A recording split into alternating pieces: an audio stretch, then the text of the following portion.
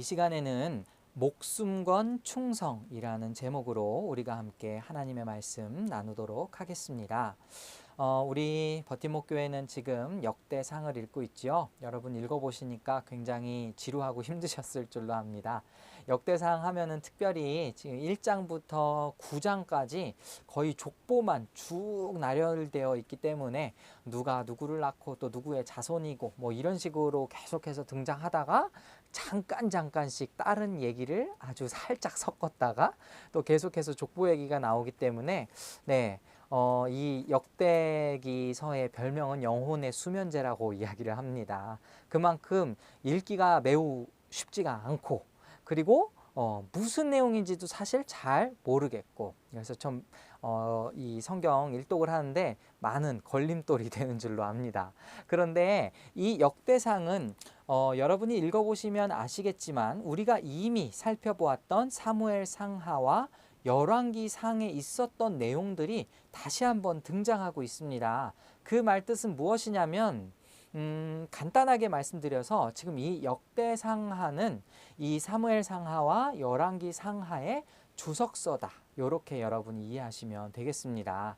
그때에 미처 하지 못했던 어떤 설명이라든지 보완적인 부분들을 이 역대기서에서 기술을 하고 있고 더군다나 중요한 것은 무엇이냐면 지금 이 역대기를 읽고 있는 1차적인 대상 그 당시에 역사적으로 봤을 때에 이 책을 먼저 읽는 대상이 누구였냐면은 바벨론의 포로에서 돌아온 이스라엘 백성이었다는 거죠. 그래서 그들에게 이 공동체성을 회복시키기 위한 목적으로 저술된 책이기 때문에 이 성전 건축에 굉장히 큰 기여를 한, 즉 성전 건축을 약속받은 다윗과 직접 성전을 건축했던 솔로몬이 굉장히 부각되고 있는 책이 바로 역대기서입니다. 그래서 우리가 사무엘 상하나 열왕기 상하를 통해서 봐왔던 이 다윗의 허물이라든가 솔로몬의 허물은 거의 등장하지가 않습니다.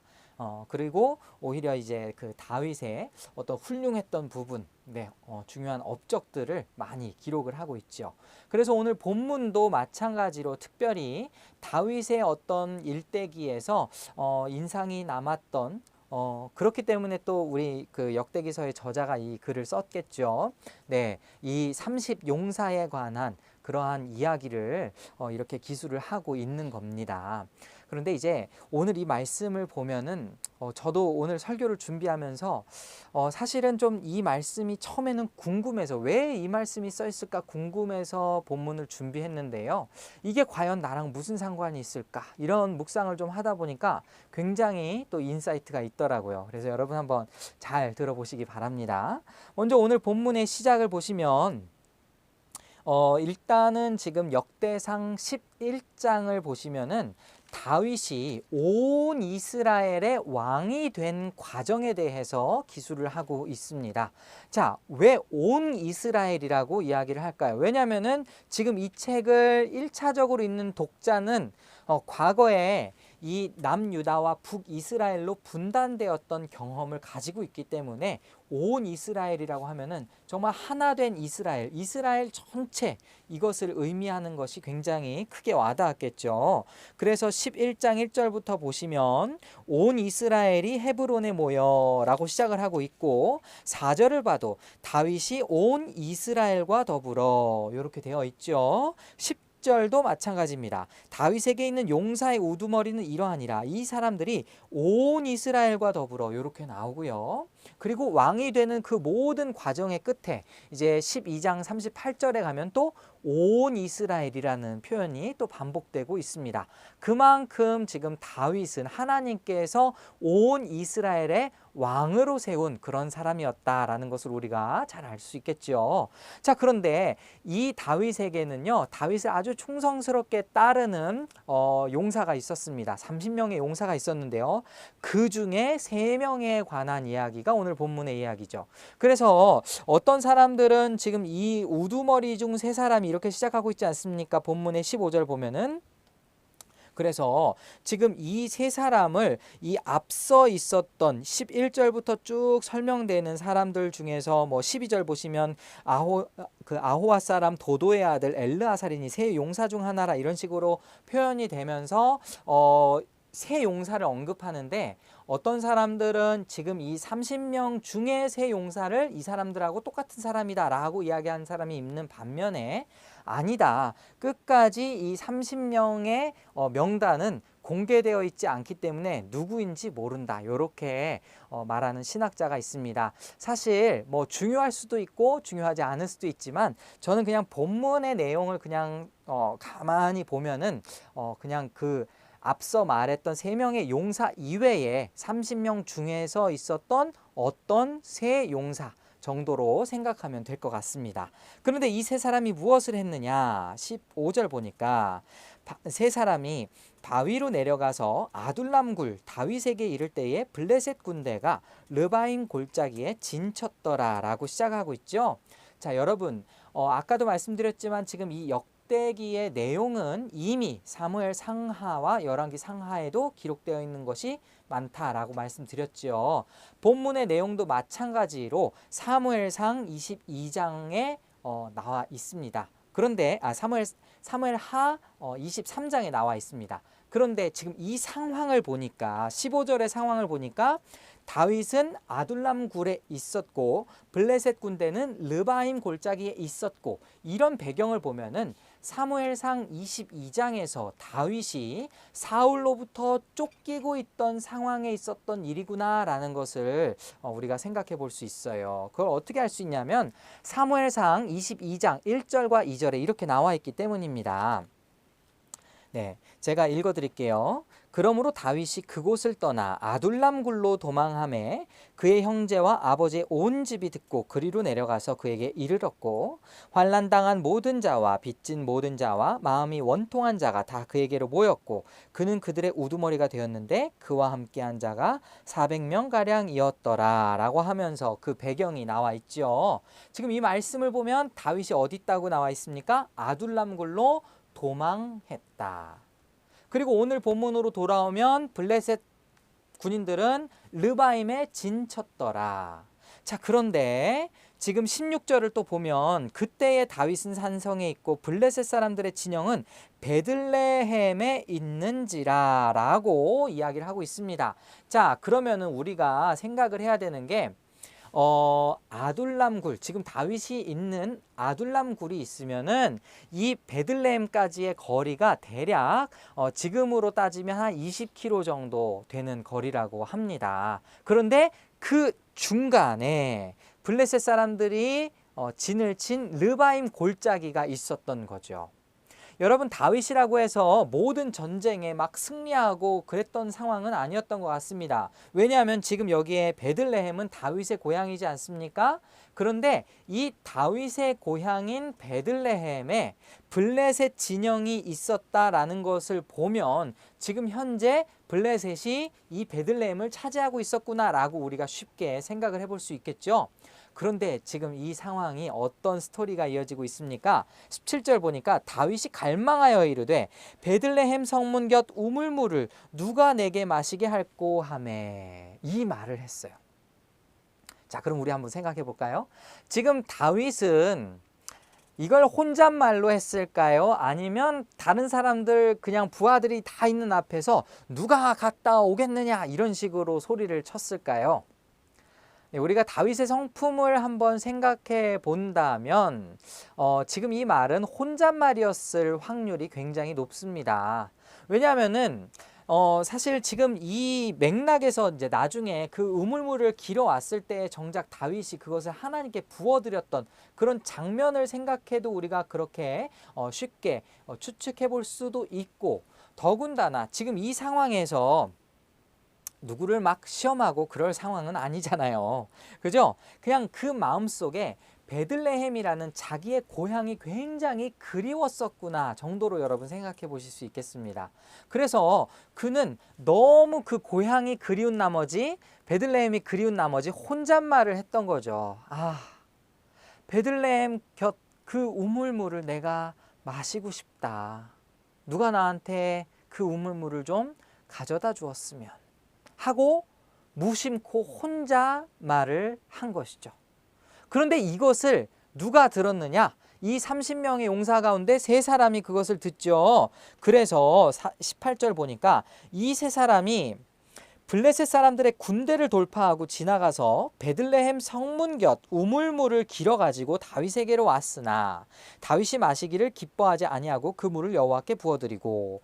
자, 이 18절을 보면은 굉장히 짧게 축약되어서 나오지만 사실 이 세 사람은 목숨을 걸고 다녀온 것이다 라고 우리가 생각을 해볼 수 있습니다. 아까도 말씀드렸지만 지금 다윗이 있는 곳에서부터 베들레헴까지는 약 20km 정도가 걸리고, 그리고 그 중간에 있는 르바임 골짜기에는 블레셋 군대가 진을 쳤다라고 여러분 기억하시죠? 그렇기 때문에 지금 이 진을 뚫고 나갔어야 됐어요. 몰래 뚫고 나가든 어떻게 나가든. 그러면은 여러분 그렇게 잘 뚫고 나갔다 쳐봅시다.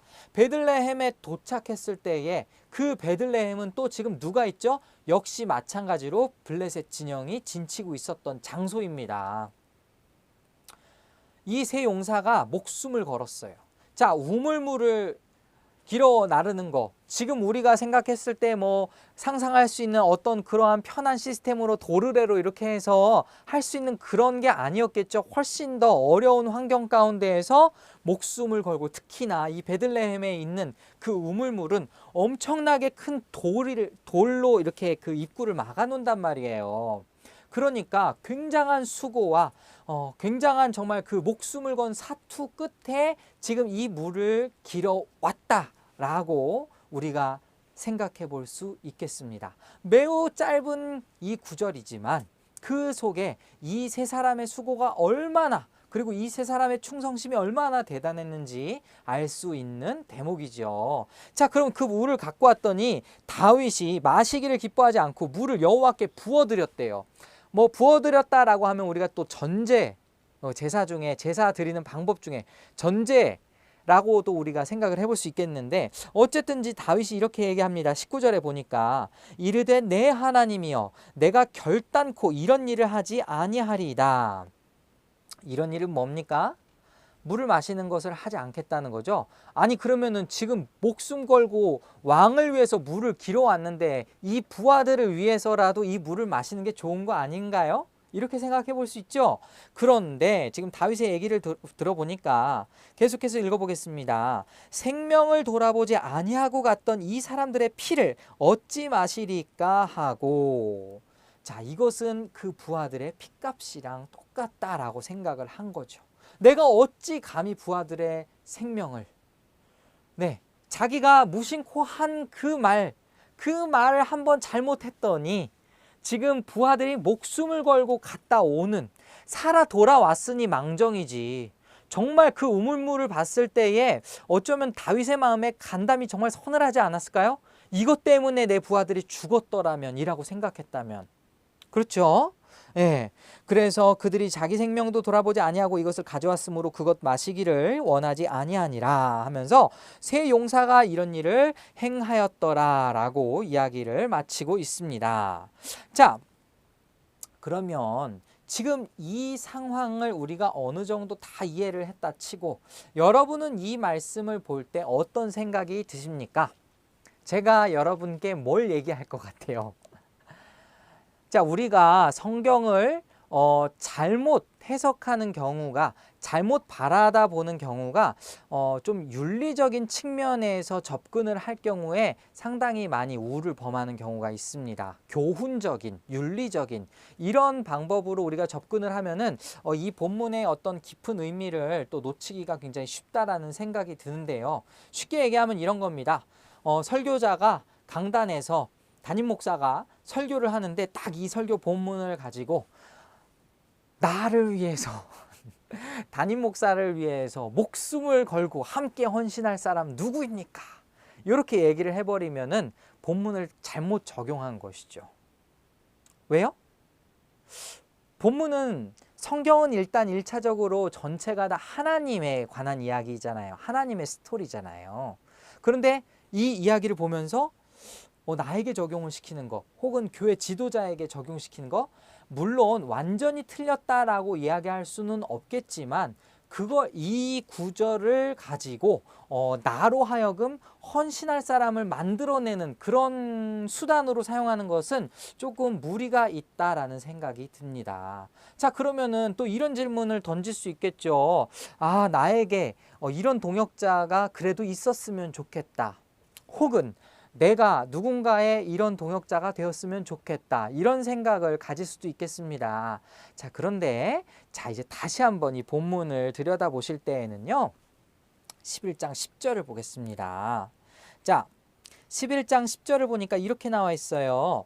다윗에게 있는 용사의 우두머리는 이러하니라. 이 사람들이 온 이스라엘과 더불어 다윗을 힘껏 도와 나라를 얻게 하고 그를 세워 왕으로 삼았으니 이는 여호와께서 이스라엘에 대하여 이르신 말씀대로 함이었더라라고 나와 있죠. 그런데 이 말씀을 한번 잘 들여다보시기 바랍니다. 그냥 우리가 얼핏 이 말씀을 보면은 그냥 다윗으로 그 주변의 사람들이 말씀 한번 계속 띄워주시죠. 이 사람들이 이스라엘과 더불어 다윗을 힘껏 도와 나라를 얻게 하고 요렇게 나오면은 다윗이 주체가 될 수도 있는데 그 뒤에 있는 말씀 여호와께서 이스라엘에게 대하여 이르신 말씀대로 함이었더라를 생각해 보면은 약간 좀 연결이 안 된다라고 느껴질 수도 있어요. 그래서 이 문장을 직역해서 말씀드리면 여호와께서 이스라엘에 대하여 하신 말씀을 따라서 이게 먼저 등장합니다. 말씀을 따라서 어떻게? 이스라엘과 더불어서 다윗을 힘껏 도왔다. 이렇게 생각하실 수 있는 거예요. 자, 여러분, 제가 방금 직역한 것을 따라서 여러분이 다시 한번 생각해 본다면 사실 이들의 행동은 겉에 표면적으로는 다윗을 도왔다 이것이 될 수 있지만 근본적인 것은 하나님의 말씀대로 다윗을 도왔다가 될 수 있겠죠. 이해하시겠습니까? 하나님의 말씀을 따라서 다윗을 도왔다.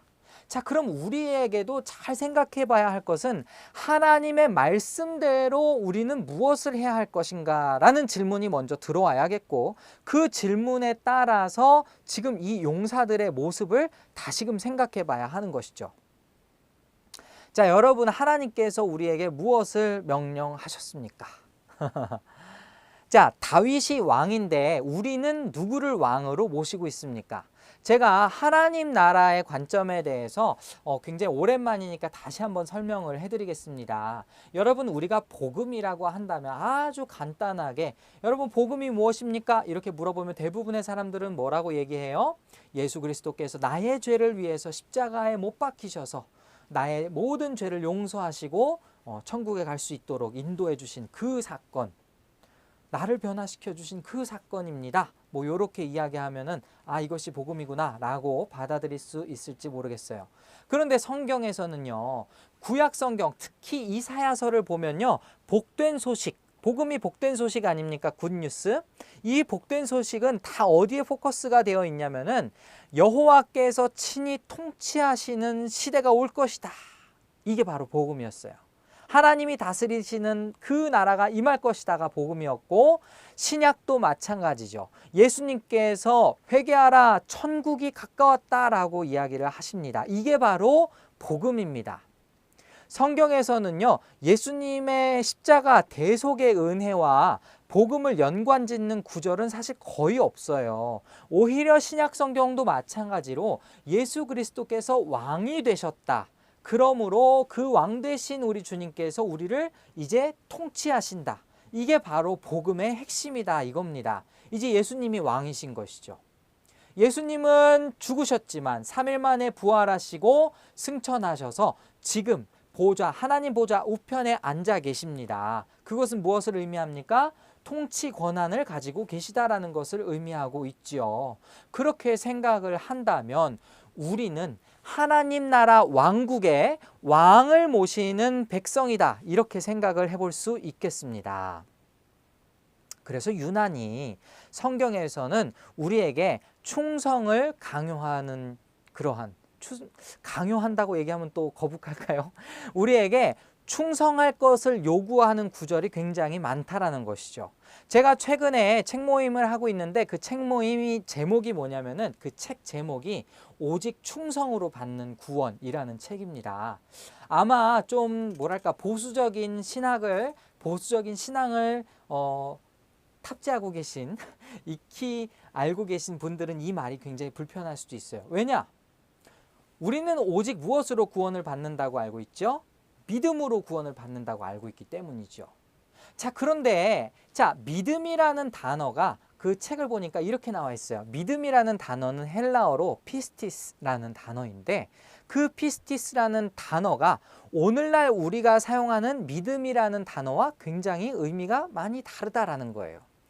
오히려 우리가 오늘날 사용하는 단어 중에 충성이라는 단어가 예전에 사용되던 피스티스라는 단어와 굉장히 유사하다. 이게 무슨 차이가 있냐면 우리는 오늘날 믿음을 생각할 때 굉장히 관념적으로 머릿속에서만 내가 하나님의 존재를 믿습니다. 약간 이런 식으로 생각하지 않습니까? 그러나 충성은 무엇을 요구하죠? 그 믿음과 동반된 행위를 요구합니다. 그러니까 믿음에 따라 사는 것이 충성된 삶이다 라고 이야기를 할 수 있는 것이죠. 자, 그렇다면 여러분, 세 용사가 목숨을 바쳐서 목숨을 걸고 다윗에게 우물물을 길어 주었습니다. 이것을 왕 대신 우리 주님과 우리의 관계로 한번 생각해 보실까요? 자, 여러분은 정말 목숨을 다해서 우리 주님을 사랑하고 섬기고 계십니까? 여러분, 마태복음 22장에 가시면은 이 율법교사와 이 예수님과 대화가 등장하는데요. 율법교사가 예수님께 물어보죠. 가장 큰 계명이 무엇입니까? 그런데 예수님이 그렇게 대답하십니다. 마음을 다하고 목숨을 다하고 뜻을 다하여 주 너의 하나님을 사랑하라. 애초에 우리가 목숨을 다해서 사랑하는 것은 우리의 사명입니다. 자, 지금 오늘 이 역대상의 다윗과 세 용사의 어떤 사건을 보면서 야, 대단하다라고 이야기를 하는데 사실은 우리가 그렇게 우리 주님을 사랑하고 섬겨야 한다라는 것이죠. 자, 뿐만이 아닙니다. 우리 고린도전서 4장 1절에서 2절의 말씀을 보면 이런 구절이 있어요. 제가 읽어드리겠습니다. 고린도전서 4장 1절에서 2절을 보면 사람이 마땅히 우리를 그리스도의 일꾼이요 하나님의 비밀을 맡은 자로 여길지어다. 그리고 맡은 자들에게 구할 것은 충성이니라. 자, 여기에 이제 헬라어로 나오는 이 충성은요, 피스토스입니다. 아까 믿음이 뭐라 그랬죠? 피스티스. 그러니까 어근이 같죠. 이 어근에 어떤 의미냐면은 신실하다 라는 의미를 가지고 있습니다. 네, 믿음도 충성도 신실한 것이죠. 자, 여러분, 하나님 앞에 우리가 순종하며 이 땅 가운데에 하나님의 말씀을 준행했을 때에 어떤 일이 일어나겠습니까? 10달란트, 그러니까 5달란트 하나님이 빌려준 사람, 2달란트 빌려준 사람한테 나중에 10달란트, 4달란트를 받았을 때 뭐라고 이야기하십니까? 잘하였도다 착하고 충성된 종아, 이렇게 말씀하시죠. 우리가 오늘 이 말씀을 대면할 때에, 이 말씀을 대할 때에 이야, 다윗에게 이런 용맹스러운 충성스러운 부하가 있었구나, 나에게도 그런 부하가 있었더라면 이라고 생각하면은 말씀을 제대로 이해한 게 아니에요. 다윗이 왕이고 그에게 충성스러운 부하가 있으므로 아까 말씀드렸던 11장 10절에서 하나님의 말씀대로 그렇게 준행하였다라는 것을 이루기 위해서 그들이 움직였다면 오늘을 사는 우리도 마찬가지로 왕이신 예수님을 모시는 우리가 마땅히 행해야 할 모습을 지금 이 세 용사를 통해서 볼 수 있다라는 것입니다. 여러분, 그리고 또 한 가지 제가 말씀드리겠습니다. 요한계시록 2장 10절에 보시면은 이제 그 서머나 교회, 그러니까 7교회를 예수님께서 또 책망도 하시고 칭찬을 하신 부분이 있잖아요. 그런데 이 서머나 교회는 칭찬만 받은 교회 중에 하나입니다. 서머나 교회와 빌라델비아 교회만 칭찬을 받았는데요. 그 서머나 교회에 예수님이 하신 말씀이 있어요. 2장 10절 보니까, 계시록 2장 10절에 너는 장차 받을 고난을 두려워하지 말라. 볼지어다 마귀가 장차 너희 가운데에서 몇 사람을 옥에 던져 시험을 받게 하리니 너희가 10일 동안 환난을 받으리라. 내가 죽도록 충성하라. 그리하면 내가 생명의 관을 내게 주리라. 이런 말씀이 있습니다. 자, 여러분, 그렇다면 우리는 어떻게 살아야 하겠습니까? 오늘을 사는 우리는 이 말씀을 봤을 때 어떻게 기도를 해야겠습니까? 나에게도 이런 동역자를 주십시오. 뭐 그런 기도 하셔도 좋습니다. 그러나 더 본질적인 것은 무엇이냐면 이 새 용사를 통해서 우리가 주님을 어떻게 모셔야 하는지에 대한 힌트를 얻을 수 있어야 된다라는 것이죠. 우리는 그냥 막 살고 우리가 편한 대로 사는 그런 존재가 아니라는 것입니다. 주님께서 우리에게 명령하신 대로 순종하면서 주님의 뜻에 충성하면서 살아야 하는 것이 우리 그리스도인의 몫인 것이죠. 여러분, 이 말씀을 기억하시면서 내가 어떻게 살까 한번 좀 진지하게 고민했으면 좋겠습니다. 목숨을 걸고 싸운다라는 것은 무슨 의미일까? 여러분, 죄를 끊어내기 위해서 목숨을 걸고 싸운 적 있으십니까? 네. 죄를 끊어내려고 막 목숨을 걸고 몸부림치는 것, 그것이 바로 충성이라는 것이죠.